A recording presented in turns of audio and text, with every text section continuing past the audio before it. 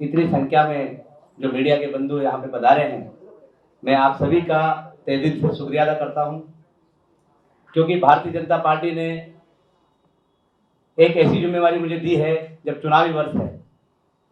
मैं पार्टी के हमारे नेता, प्रदेश के अध्यक्ष आदरणीय सीपी जोशी जी, संगठन महामंत्री आदरणीय चंद्रशेखर जी भाई साहब और शीर्ष नेतृत्व का आभार व्यक्त करता हूं कि मेरे जैसे साधारण कार्यकर्ता को उन्होंने प्रदेश अध्यक्ष का दायित्व दिया।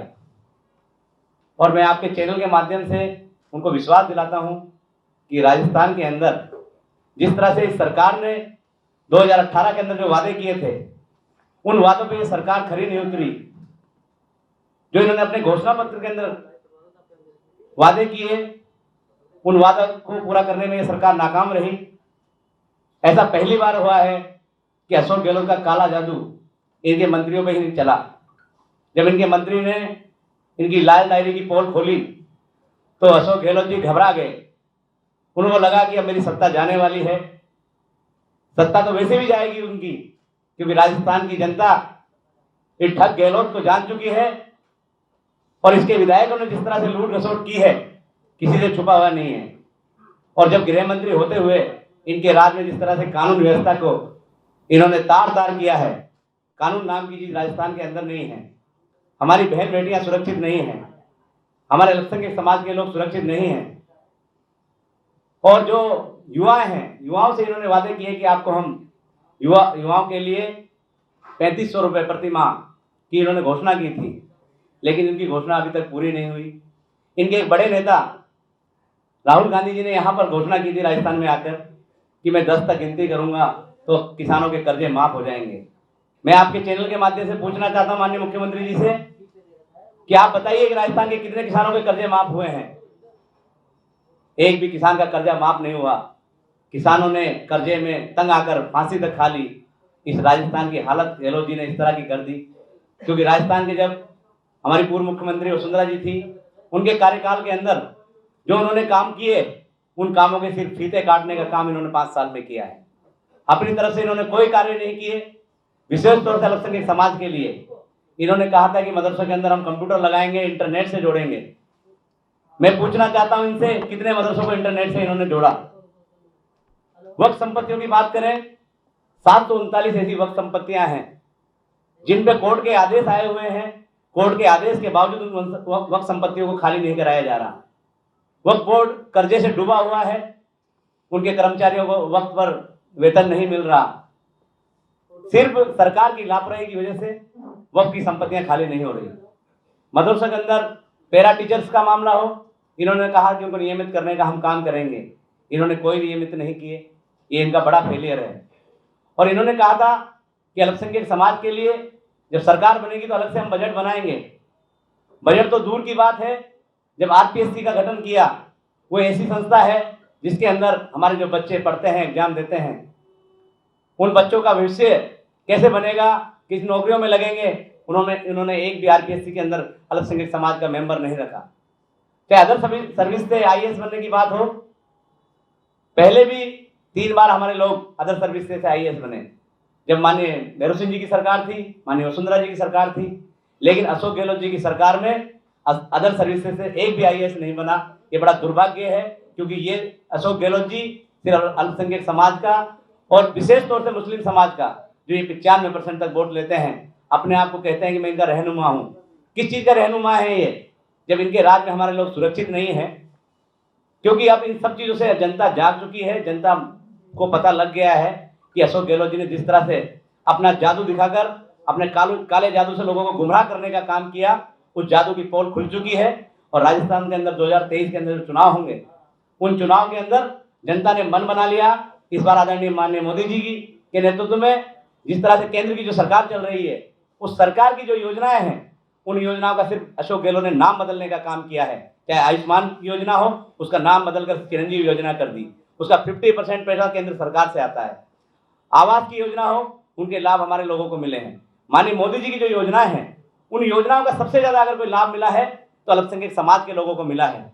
इस बार अल्पसंख्यक समाज के लोगों ने मन बनाया है कि केंद्र सरकार की योजनाओं का जो उनको लाभ मिला है, उन योजनाओं को हमारे जो कार्यकर्ता हैं वो बूथ स्तर तक ले जाकर जनता के बीच में जाएंगे और इस बार जनता का मन है कि भारतीय जनता पार्टी को ऐसा पहली बार होगा कि ऐतिहासिक जो जीत होगी उसमें अल्पसंख्यक समाज की बड़ी भूमिका होगी, क्योंकि हम प्रयास करेंगे, गांव-गांव जाएंगे, ढाणी-ढाणी जाएंगे, क्योंकि मुझे ये अवसर मिला है, पार्टी ने इतना बड़ा दायित्व दिया है, तो मेरा भी फर्ज बनता है कि पार्टी ने जिस तरह से मुझ पर विश्वास किया है, पूरे राजस्थान के अंदर जाकर अल्पसंख्यक समाज के लोगों के बीच में जाकर माननीय मोदी जी की योजनाओं को हम बताने का काम करेंगे। और माननीय मोदी जी ने जिन योजनाओं का लाभ हमारे लोगों से मिला है उनसे भी मिलेंगे। और जिस तरह से इस कांग्रेस सरकार ने, अशोक गहलोत की सरकार ने जो वादा खिलाफी हमारे साथ में की है, उसका हम पूरे प्रदेश के अंदर विरोध प्रदर्शन करेंगे, जिसकी शुरुआत हम जोधपुर संभाग से करेंगे। जोधपुर संभाग के अंदर वो भी सरदारपुरा सीट जहां से मुख्यमंत्री जीत के आते हैं, आप जाके देखिए, कभी आपको जाने का अवसर मिले मेरे साथ में, मैं मीडिया बंधु से भी गुजारिश कर, सरदारपुरा की जो बस्तियां हैं जहाँ अल्पसंख्यक समाज के, मुस्लिम समाज के लोग रहते हैं, वहां जाके देखिए उनकी स्थिति क्या है। वहां आज तक विकास के काम सरदारपुरा के अंदर माननीय मुख्यमंत्री जी ने नहीं कराए। उन सब चीजों को लेकर जो शुरुआत होगी मुख्यमंत्री जी की विधानसभा से हम करेंगे। एक बहुत बड़ा विरोध प्रदर्शन जोधपुर संभाग का जो होगा वो आगामी दिनों में हमारे कार्यक्रम रहेंगे, उनके अंदर होगा। मैं आपको थोड़ी सी ये सूचना भी देना चाहता हूं कि राजस्थान के अंदर सूफी सवाद के कार्यक्रम जो हम 5 से 10 तारीख को करने जा रहे हैं, जिसका आगाज कल से होगा। जो राजस्थान के अंदर बड़ी जो दरगाहें हैं, बड़े मदरसे हैं, उनके जो आलिम हैं, मौलाना हैं और समाज के जो प्रतिष्ठित व्यक्ति हैं, उन सबके साथ मिलकर हम ये सूफी सवाद का कार्यक्रम करने जा रहे हैं। क्यों माननीय मोदी जी की जो सोच है, सबका साथ, सबका विकास, सबका विश्वास, मोदी जी ने आह्वान किया है कि हम सबको साथ लेकर चलेंगे। मैं धन्यवाद देना चाहता हूं माननीय मोदी जी को। अभी उन्होंने कल परसों एक ऐलान किया कि हमारी जो बहन हैं, उनके घर में हमारे जो भाई हैं वो जाकर राखी बंधवाएंगे रक्षाबंधन पर। एक अच्छा मैसेज दिया है। हम मोर्चे की तरफ से भी प्रयास करेंगे कि हमारे जो अल्पसंख्यक मोर्चे के जो कार्यकर्ता हैं वो भी हिंदू बहनों के पास में जाकर राखी बंधवाने का काम करेंगे। ये गंगा जमुना तहजीब का जो काम राजस्थान से पूरे देश में जाएगा, अच्छा हम करने का प्रयास करेंगे। और 11 तारीख से 24 तारीख के बीच में पूरे 7 संभागों के अंदर हम मुख्यमंत्री के जो वादे किए थे, उन वादों पे मुख्यमंत्री जी ने अमल नहीं किया, उन वादों पे खरे नहीं उतरी है सरकार, उसको लेकर हम पूरे संभाग स्तर पर 7 संभागों के अंदर बड़ा विरोध प्रदर्शन का कार्यक्रम रहेगा हमारा। और 25 से 31 तारीख के बीच में हम लोग पूरे प्रदेश के अंदर एक अभियान चलाएंगे, मोदी मित्र अभियान। उस मोदी मित्र अभियान के अंदर जो हमारे प्रबुद्ध जन हैं, बुद्धिजीवी जो लोग हैं, जो जिनको राष्ट्रपति पुरस्कार, पद्मश्री पुरस्कार जो मिले हैं, उन सबके घरों में हम जाएंगे, उन लोगों से बात करेंगे। और जो जनरल जो सामाजिक लोग हैं, जो प्रतिष्ठित व्यक्ति हैं समाज के, उन लोगों से भी हम जाकर मिलेंगे और माननीय मोदी जी की जो योजनाएं हैं, उन योजनाओं के बारे में बताएंगे। एक मोदी मित्र बनाने का जो अभियान है, उस अभियान को हम पूरा करने का काम करेंगे, क्योंकि हमारा प्रयास रहेगा कि माननीय मोदी जी की सारी योजनाओं को जनता तक पहुंचाने का, विशेष तौर से अल्पसंख्यक समाज के लोगों तक पहुंचाने का हम काम करेंगे। क्योंकि इस सरकार ने जिस तरह का जो काम किए हैं, इस सरकार के एक मंत्री हैं, मैं आपको बताना चाहता हूं, नाम मैं लेना उचित नहीं समझूंगा। अलवर के अंदर एक कांड हुआ चमेली बाग कब्रिस्तान का, उसने अपने चहेते को एक कब्रिस्तान की जमीन का अलॉटमेंट करा दिया। जब उसका विरोध प्रदर्शन हुआ तो वहां पर एसडीएम भी सस्पेंड हुआ, तहसीलदार भी सस्पेंड हुआ। ये बहुत बड़ा ऐतिहासिक काम है जी। मुख्यमंत्री जी के जो कैबिनेट के मंत्री हैं, उन्होंने अपने चहेतों को कब्रिस्तान की जमीन अलॉट करा दी। और जब जनता को पता लगा तो एसडीएम और तहसीलदार को मजबूरी में इनको सस्पेंड करना पड़ा। इस तरह की कई घटनाएं हैं। अभी हाल ही में भीलवाड़ा में जिस तरह से कि हमारी बहन के साथ में जो घटना हुई है, आप गृह मंत्री किस चीज के हैं? आपने जब जिम्मेवारी इतनी बड़ी ले रखी, मैं चाहता हूं उनसे, आपके चैनल के माध्यम से कहना चाहता हूं, उनको नैतिकता के आधार पर इस्तीफा देना चाहिए। मैं उनके इस्तीफे की मांग करता हूं।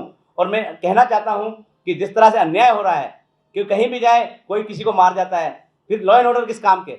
आपके यहाँ लॉ एंड ऑर्डर फेल है। मुख्यमंत्री जी, आप समय रहते हुए सुधर जाइए, नहीं तो 2023 में जब चुनाव होंगे, ये वही जनता होगी जिसने आपको 2018 में सत्ता में पहुंचाया। सत्ता से बाहर करने का काम भी यही जनता करेगी। और मैं तो आप सबसे यही कहना चाहता हूं कि भारतीय जनता पार्टी ने मुझे जो जिम्मेवारी दी है, मैं चाहता हूं कि राजस्थान के अंदर जो हमारी अल्पसंख्यक समाज के जो लोग हैं, अल्पसंख्यक जो बूथ हैं, हमारा लक्ष्य है बूथों को जीतना। ऐसा पहली बार होगा कि जो बूथ जहां पर लोग पहुंच नहीं पाते, आज भारतीय जनता पार्टी के कार्यकर्ता पहुंच गए हैं। हमारे जो संगठन ने जो काम किया है, हमारे जो मोर्चे के जिलों के जो अध्यक्ष हैं, हमारे जो पदाधिकारी हैं, इन्होंने जिस तरह से जो कमेटियां बनाई हैं बूथ पर, निश्चित ही 2023 में और 2024 के अंदर ऐतिहासिक काम करने का हम प्रयास करेंगे और भारतीय जनता पार्टी की राजस्थान में सरकार बनेगी। आप सब यहाँ पधारें। इसके साथ ये भी कांग्रेस कहती है कि जो अल्पसंख्यक लोग, खास करके मुस्लिम लोग जो बीजेपी के दामन थाम रहे, तो डर के मारे वो दामन थामते जा रहे हैं, और क्योंकि बीजेपी का मुख्य काम है हिंदू और मुस्लिम का राजनीति करना। बिल्कुल, ये आपकी जो सवाल है इसमें मैं विश्वास नहीं करता, क्योंकि भारतीय जनता पार्टी के हम कार्यकर्ता हैं और पार्टी पे हम विश्वास करके काम करते हैं, किसी के दबाव में काम नहीं करते। माननीय मोदी जी की जो योजनाएं हैं, उन योजनाओं से हमारे लोग प्रभावित हो रहे हैं, क्योंकि माननीय मोदी जी सबके बारे में सोच रहे हैं, वो सबका साथ, सबका विकास, सबके विश्वास की बात करते हैं। और मैं धन्यवाद देना चाहता हूँ, क्योंकि केंद्र में जब अभी हमारी जो राष्ट्रीय टीम में 2 हमारे लोगों को राष्ट्रीय हमारे जो अध्यक्ष हैं जेपी नड्डा जी ने मौका दिया, उनका भी मैं धन्यवाद देना चाहता हूँ। और आप जिस तरह की बात कर रहे हैं, हिंदू मुस्लिम की कोई बात नहीं है। माननीय मोदी जी सबका साथ, सबका विकास, सबके विश्वास की बात करते हैं। अध्यक्ष जी, क्या अल्पसंख्यक समुदाय को इस बार भारतीय जनता पार्टी टिकट देगी? क्या आप वो लड़ाई लड़ोगे? देखिए, पार्टी टिकट देगी ये निर्णय तो हमारे सेंट्रल का जो हमारा कोर कमेटी है, संसदीय बोर्ड है, वो तय करेगा। लेकिन जो भी कार्यकर्ता टिकट मांगेंगे उनके लिए हम बोर्ड, हमारे जो संगठन है, उनके सामने अपनी बात रखेंगे। और हम चाहते हैं कि राजस्थान के अंदर अच्छी तादाद में टिकट मिले और भारतीय जनता पार्टी के हमारे जो उम्मीदवार हैं वो जीत के आएंगे, क्योंकि पहले भी जब 4 टिकट दिए थे तो 2 टिकट हमारे जीत के आए थे।